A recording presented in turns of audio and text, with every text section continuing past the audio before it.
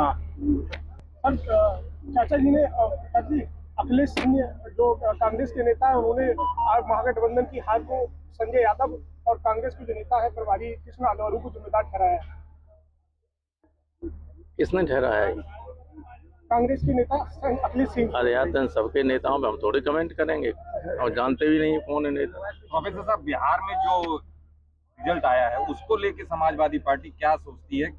ये रिजल्ट को किस तरह से देखती है, क्योंकि 2027 में भी चुनाव होने हैं। देखिए, जब चुनाव का रिजल्ट आया तब हम पूरी तरह समझ नहीं पाए थे, लेकिन अब जो SIR हो रही है इससे मेरी समझ में पूरा आ गया है कि ये क्या घपला है।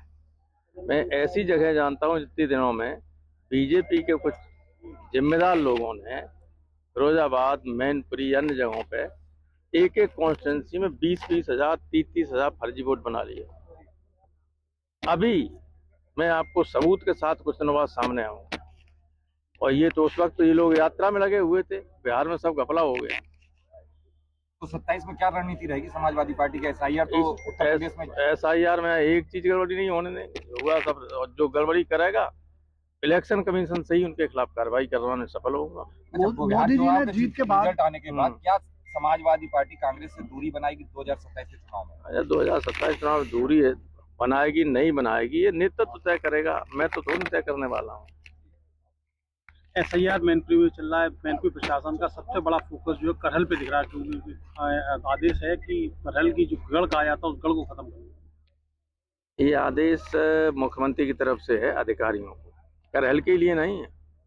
वो कन्नौज, फर्रुखाबाद, मैनपुरी, इटावा, फिरोजाबाद इसके अधिकारियों से कहा गया है। अब इसमें जो बिना रीढ़ के अधिकारी होंगे वो झुक जाएंगे, और जो ठीक जिनमें आज स्वाभिमान होगा वो नहीं झुकेंगे। प्रधानमंत्री नरेंद्र मोदी ने बिहार की जीत के बाद कहा है कि गंगा बिहार से भी गुजरती है, पश्चिम बंगाल तक जाती है। इस बार पश्चिम बंगाल का नंबर, पश्चिम बंगाल में भी बिहार जैसा होने जा रहा है। अब वो जो वोट कटवा दें, बढ़वा दें या हैकिंग करवा दें, तो वो तो देश के प्रधानमंत्री। हालांकि प्रधानमंत्री को ये बात कहनी नहीं चाहिए। बीजेपी के कुछ लोग कह रहे हैं कि हम लोग कहते हैं कि चोरी कर रहे हैं वोट की, हम चोरी कर रहे हैं, पकड़ने वाला पकड़ के दिखाए मुझे। पकड़ लेते हैं तो उस पर करते कार्रवाई क्या कौन करते हैं? क्या कार्रवाई क्या करते हैं? पकड़े तो गए कि एक एक घर में 200 वोट पकड़े तो गए कि मकान का नंबर 00000 ही लिखा हुआ सैकड़ों का। ऐसा कहीं होता है? आपका सब वोटर लिस्ट है जो उसमें है कि नहीं? सब पे नाम, घर का नंबर होता है कि नहीं? लेकिन ऐसा कभी आपने देखा कि 00000 नंबर हो, गृह नंबर 0? विपक्ष ने कई बार आयोग की शिकायत भी की, लेकिन आयोग अब आयोग के बारे में चुनाव है, कुछ नहीं कहना चाहता। दिल्ली धमाके में NIA ने पहली गिरफ्तारी की है। दिल्ली धमाका तो बहुत ही दुर्भाग्यपूर्ण था। जो लोग हैं उनके खिलाफ सख्ती से कार्रवाई करनी चाहिए। कुछ लोग कह रहे हैं कि गैस का टैंक फटा है, लेकिन वो एक तरफ से सरकार कहती है कि ब्लास्ट हुआ है, धमाका हुआ है, साजिश रची। ब्लास्ट तो बहुत गंभीर था। इन लोगों के यहाँ से जो पकड़ा गया एक्सप्लोजिव, वो कश्मीर में एक थाने में रखा गया था। वो चेक कर रहे थे लोग, चेक, तो उसमें मर गए 7-8 लोग। वो इतना खतरनाक चीज थी।